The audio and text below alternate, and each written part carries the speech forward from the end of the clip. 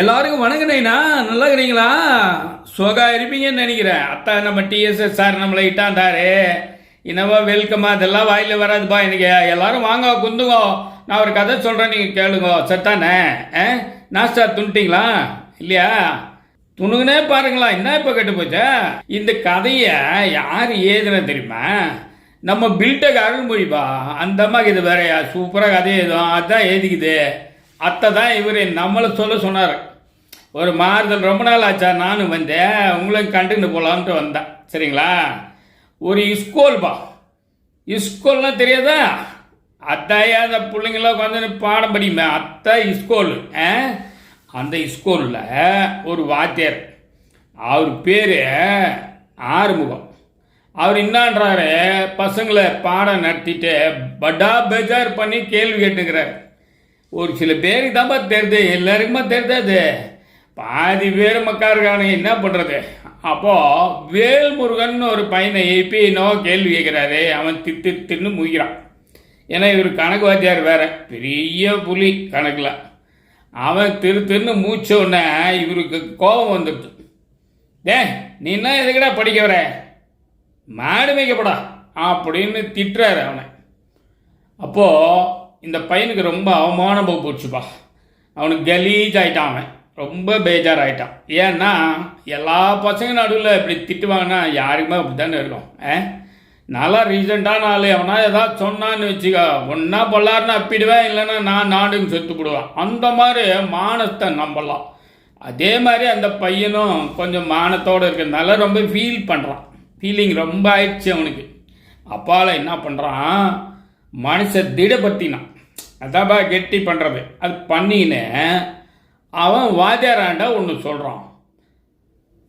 Sir ஈஸியாக சொல்லினேன் மாடு மேய்க்க போடான்ட்டு, அது என்ன கஷ்டம் தெரியுமா அப்படின்றான். வாத்தியாருக்கு இன்னும் கோபம் வருது. என்னடா நமக்கே பாடம் எடுக்கிறாங்க அப்படின்னு ஒரு மாதிரி ஊடுகட்ட பார்க்குறாரு. ஆனால் எல்லா பசங்களும் கவனமாக கேட்டுக்கிறானுங்க. வேல்முருகன் என்னடா சொல்ல போகிறான்னு அப்படியே உட்காந்துக்கிறானுங்க. சினிமா மாதிரி இருக்குது, அடுத்து என்ன வருமோ ஏது வருமோ. அப்பால வேல்முருகன் சொன்னான் பாருங்க, நான் ஸ்டாப்னு பாருங்க தெரியுமா, நிற்காத போகுமே அந்த மாதிரி பேசுகிறான். என்ன பேசுகிறான்? சார் மாடு மேய்க்கிறதுன்னா அம்மா ஈஸி இல்லை சார். எம்மா வேலைக்கு தெரியுமா? அதில் முதல் பாடம் என்ன தெரியுமா, மாட்டை நல்லா குளிப்பாட்டணும். அது எங்கே போய் குளிப்பாட்டுவ? கம்மா கரைக்கோ குளத்தாங்கரைக்கோ கிணத்து போயிட்டுக்கோ இட்டுன்னு போய் நிறைய தண்ணி ஊற்றி நல்லா தேய்ச்சி கழுவணும். சுத்தமாக இருந்தால் தான் மாடு சுகாதாரமாக இருந்தால் தான் அது ஆரோக்கியமாக இருக்கும். இல்லைன்னா அது பாலும் கறக்காது, ஒன்றும் கறக்காது, நோஞ்சானா போடும். சரிதானா? அப்பால் எப்படி மாட்டை சுத்தம் பண்ணீங்களா அதே மாதிரி அந்த மாட்டு தொழுகுது பாரு, அத்தாயத்தை கட்டி வச்சுருப்பானுங்களா, அந்த இடத்த தேய்ச்சி கழுவணும். அந்த மூத்திர நேரத்தை சாணி நேரத்தெல்லாம் அவ்வளோ சீக்கிரம் போடுன்ற. ஐயோ போராடணும். அத்தை முடிச்சுட்டு நேக்கா பால் கறக்கணும். காம்பில் கை பட்டுதுன்னு வைய, அளவா பட்டா கம்முன்னு இருக்கும். நகம் பட்டா எட்டு விடும்பாரு, ஒரு கைதை கட்டு விடும்பா. அது நேக்கா பால் கறக்கணும். அது ரொம்ப கஷ்டமான வேலை. பால் சுரக்கும் போது கண்ணுக்குட்டி ஓடி போய் குடிக்கும். அத்தை நேக்கா ஈத்துன்னு வந்து நிறுத்தினா தான் நமக்கு பால் கிடைக்கும். பூரா பாலும் கண்ணுக்குட்டி குடிச்சதுன்னா மாடு வளர்க்குறதே வேஸ்ட்டு. அப்படி ஆகிப்படும் காலம். சரியா? அப்பால் மேய்கேட்டுன்னு போகணும். அது எவ்வளோ கஷ்டம் தெரியுமா? நீ என்னத்த கண்ட, பல மாடு ஒன்றா போகும்பா, நிறைய கும்பலாக மாடுங்க மேய்ஞ்சின்னு இருக்கும். அது ஒருத்தர் மாடாக இருக்காது, 4-5 பேர் பின்னாடி குச்சி வச்சுன்னு நடந்து போய் நிற்பானுங்க. அந்த மாட்டில் நம்ம மாடு எது அவன் மாடு எதுன்னு பிரிக்க தெரியணும். அது மட்டும் இல்லைப்பா, காட்டுக்குள்ளே மேய்ஞ்சின்னுக்கிற மாதிரி தெரியும். டபக்குன்னு பக்கத்தில் வயலில் இறங்கிடும். வயல்கார சும்மா விடுவானா, கொன்னே விடுவான். அதனால் அதெல்லாம் இல்லாமல் பார்த்து மேய்க்கணும்.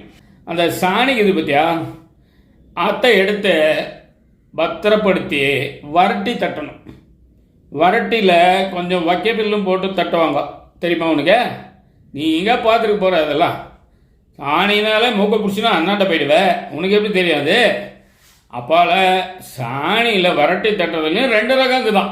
வீட்டுக்குள்ள அடுப்பு எரிக்கிறதுக்குன்னு ஒரு வட்டி தட்டுவாங்களாம், அது வேற சைவம். அதே காட்டில் மனுஷனை வச்சு எரிக்கிறான் பார்த்தியா, அதுக்கு வேற வட்டி தட்டுவாங்களாம், அது அசைவம்.